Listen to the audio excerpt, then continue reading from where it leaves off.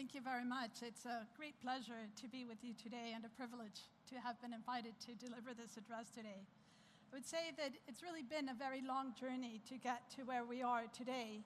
And from one perspective, we could say that the last decades have been one of steady progress towards a global development agenda. And if we look at some of the indicators, we can be proud of the fact that progress is being made. However, the fact is that growth is still quite uneven. And there's evidence of rising inequalities, not just between countries, but also within countries. Overall, environmental trends are mostly negative, and these negative environmental trends will end up undermining our development gains to date and the opportunities we have for the future. And we have not yet begun to even address probably the most important inequality of all, which is the inequality across generations. So when we look at these figures and we look at the trends, it was so clear, as Joan said, that we needed agendas of profound transformation. And in 2015, that's what we were collectively able to deliver. We agreed to two agendas that call for very deep, systemic, structural shifts. The Paris Agreement culminated over 2 decades of efforts to get governments, and indeed even private sector, to effectively and decidedly tackle climate change. And the 2030 Agenda gave us the SDGs, the Sustainable Development Goals, which were, by any count and any measure, a really unique achievement, I would say almost a miracle, that such a complex intergovernmental process with so many constituencies and so many interests could come up with a metric that might not be perfect, but it looks and it smells like a metric, and we can all relate to it. So it was really quite a remarkable year. And as Joan says, the question now is how we implement. So what is so remarkable about these Sustainable Development Goals, these SDGs? It's the first time that we recognize as a human society, as a human economy, how complex development actually is. And we agreed that simplistic, siloed, minimalistic approaches were not going to do the job. Were not going to enable us to deliver on these incredibly complex issues that we're tackling in a globalized and highly interconnected world. We realized that in order to address the challenges that we are facing on health, on energy, on competitiveness, on any of the issues we see on these walls, we needed to really look at it from a whole of economy or whole of system perspective, that we needed to focus and look at those interlinkages. It was also a recognition that despite the fact that you see here the biosphere underpinning all of that we have accomplished, that environment is not really about environment. Environment is about delivering the economic growth and the social coherence that we all struggle for. It was an understanding that these 3 dimensions are actually, in fact, one. And that was a great breakthrough. And I really am heartened to see more and more how there's increasing uptake and understanding of the need for these interlinkages. But what is still really missing, and I would say one of the key recommendations that I would put to Joan, is the fact that we're still living in different kinds of silos. The climate agenda, the development agenda, are not yet speaking to each other. And unless we are able to bring these 2 agendas together, we are not going to be able to deliver on the SDGs. Every single degree of temperature increase represents really exponential threats to our natural and to our built systems. A 0.5 degrees difference in temperature is huge. For many low-lying atoll nations in the Pacific, it's an existential threat. It means the end of many of the coral reefs around the world as we know them. It means that water scarcity in the Mediterranean will be twice as severe. So it does matter what we aim for in terms of a temperature target and what we all collectively are able to deliver on. However, despite the immensity and the irreversibility of the threats that we are facing, we are not at all, as a global society, on track to delivering. The climate action that countries with great vision and decisiveness put forward in Paris, if they were completely implemented, and that's still questionable how, to the degree they will be fully implemented, do not get us on a 2-degree trajectory. They get us on, at best, a 2.7-degree trajectory. So we're way, way off track, and we need to be able to align these agendas. And the reason for that, the good news, after the bad news, is the fact that delivering on both these agendas together delivers enormous benefits.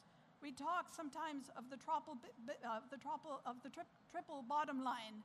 This is a quadruple, a quintuple bottom line. This delivers across all of the agendas.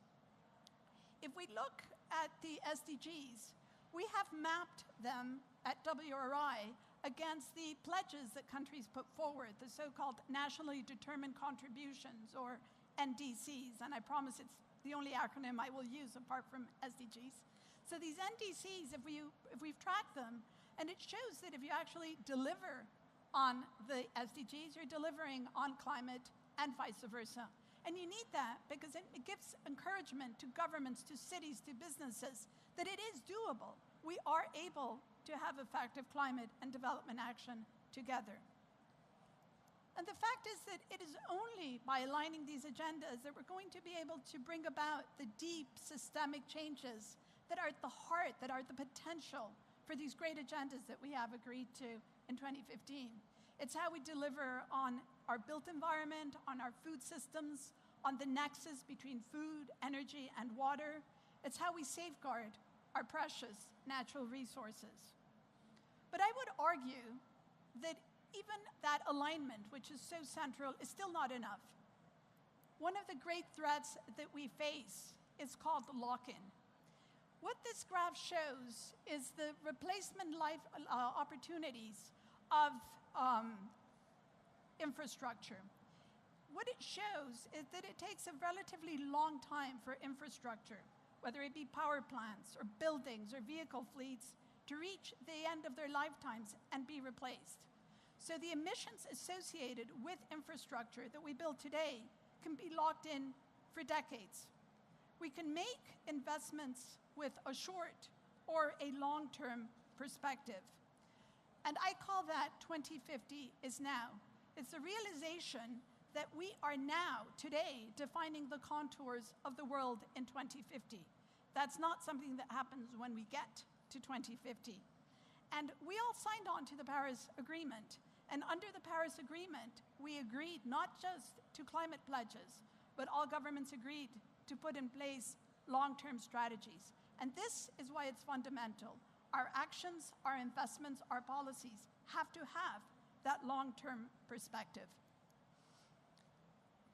The starting point, as I say, is now. So what is a short-term vision, for example? If we think about reducing emissions by increasing the fuel efficiency of vehicles with internal combustion engines, we will reduce emissions to a degree over the short term, but we're still locked into an old technology. A long-term vision, a vision that takes that starting point and says, where do we have to be in 2050, will take a different approach. And rather than looking at fuel efficiency, we'll try to replace that conventional vehicle, for example, with an electric vehicle. So, and the shift is not just to look at it from the perspective of mitigation. It's also about adaptation. It's questioning and looking now, where do we want our food, our energy, our water security to be in 2050? What do I need to do now as a government, as a company, as a city to ensure that I have the security of my water, of my energy, of my food, that I have the same kind of opportunities I grant them to my grandchildren that we're having today? So 2050 is now, is together with the SDGs, has to be the driving principle, the driving tenet of how we go forward. Critical to the delivery of these global goals are cities. We're at a historic crossroads. What we do in the next years will really determine where we are as a planet in the next decades, in the next centuries. And we're looking at these agendas that aim to make this a more viable and, above all, a more equitable planet. Because this is really about that junction between planet and people. We're living in a very rapidly urbanizing world, but just think about this. It was only in the year 2000 that half the world's population lived in cities for the very first time. So the shifts that we're experiencing are not only profound, but they're happening incredibly fast. And in order to steer through those changes in an intelligent way with that long-term perspective, we need to use these agendas as our compass. And central to these are cities, because cities are where their integrated approaches are absolutely necessary, but they're also laboratories and incubators for innovation. So cities are absolutely central, which is why the adoption of the new urban agenda is so fundamentally important. It complements the SDGs and the Paris Agenda, because although the SDGs have a goal focused on cities, SDG 11, all the goals have relevance for cities, and yet the SDGs do not bring together the kind of urban integrated planning that is needed. And that's why the new urban agenda gives us a tool for bringing the SDGs together and identifying gaps that are specific to an urban context that need to be addressed. And this is central because the planet's urban population is expected to increase by 60% by 2050. And much of that growth is going to happen in low-income countries and cities. And capitalizing on the opportunities, effectively addressing the challenges of urbanization in the developing world, I think is going to be one of the defining challenges of our time. And that's why I say at the core of this agenda, it is about equity. So cities are really at the nexus of a lot of what we have to deliver. They're responsible for a very high share of GHG emissions, but cities are also greatly vulnerable, and whether in the UK or in Jakarta or in Mexico, around the world, we see headline after headline of the impacts of weather, of more intense and frequent weather events on our built environment.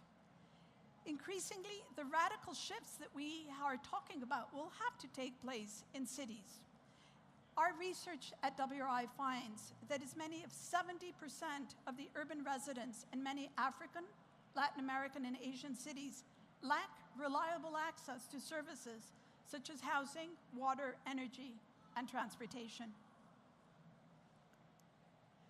Cities are also at the heart of these agendas because to avoid the most catastrophic impacts of climate change, global emissions have to peak by 2020. That's 2 years from now.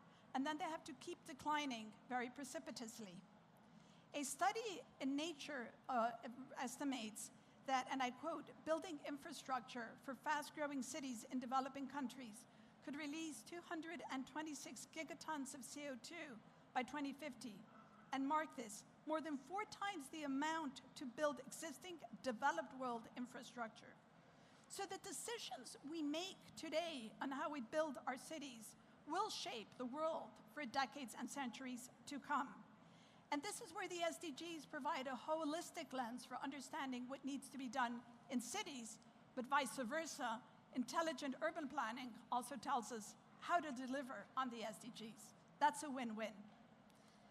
Development is quite complex, and I have 15 minutes, so I'm going to focus on infrastructure to evidence some of the concrete opportunities that are embedded in these synergies that I've been referring to. Just think about this. In the next 15 years, it is projected that we will build infrastructure equivalent to the entire current stock, which has been mostly in developed countries. Within the next 2 decades, the world will spend over $90 trillion in infrastructure, transforming cities, energy systems, and landscapes. And I'm here speaking about cities, but let us not forget the importance of the rural space, which doesn't mean just non-urban. It's really about keeping vibrant, productive landscapes alive. So how we go about building this is going to have massive impacts, not just on our built environment, but also on our natural systems. And I invite you to think back of that sort of cone shape of the SDGs when we think about this. And it's that juncture that we have to decide how we tackle today. So how we go about this really does matter. Investing in sustainable infrastructure is key to delivering on the SDGs and to reducing climate risk. It is indispensable for both development as well as for poverty eradication. It can deliver on the basic services we said are missing, and it can also boost both human capital as well as planetary well-being, which includes that of us, the resident prime species. It has a profound impact on climate goals for the reasons we've just discussed. And if you think about it, the existing stock and use of current infrastructure is associated with more than 60% of the world's GHG emissions. So what are concrete examples of opportunities? From a climate and energy perspective, building efficiency is one that I would highlight. The building sector has the highest unrealized potential for cost-effective energy and emission savings. But if you think about it, buildings also represent 40% of energy use, 12% of water use, 40% of waste generated by volume, and 40% of material resources. So building efficiency, again, can deliver across a range of the SDGs while also helping to bend the emissions curve. From a social standpoint, it is absolutely fundamental because it can help deliver on energy access and energy poverty. Cities are also, as I said earlier, innovation hubs for technologies that can really help shift us away from the 21st century technologies to the 21st century technologies that we need. And the other piece of good news is that actually sensible, smart investments represent not just savings, but enormous potential for really moving the needle on the kind of savings that can be delivered to businesses, to cities, and to governments. Green buildings that deliver across all of the SDGs. I will underline that once again. I'm just now Joan is looking at me to wrap up, so I'm speeding through here. And I started off by saying at the beginning that we've had a long journey to get here. And I just want to say, and the reason I'm flagging this is, the SDGs now seem obvious and evident, but it was a very, very hard battle to get them adopted. And we had to battle for years against the kind of entrenched incumbency and inertia. And one of the early pioneers and the early partners of the government of Colombia when we put this idea forward was bioregional. And I'm putting this up today because it proves that if you persevere, you are able to get in place transformational agendas. The challenge now is to deliver transformational implementation, and that you can do that with really innovative partnerships. And I think that's what ecobuild is about. So I invite you to take these agendas, and the idea of 2050 is now as your compass, as over the next 3 days you think about how ecobuild can help deliver the transformation we've signed on to, all of us. Thank you.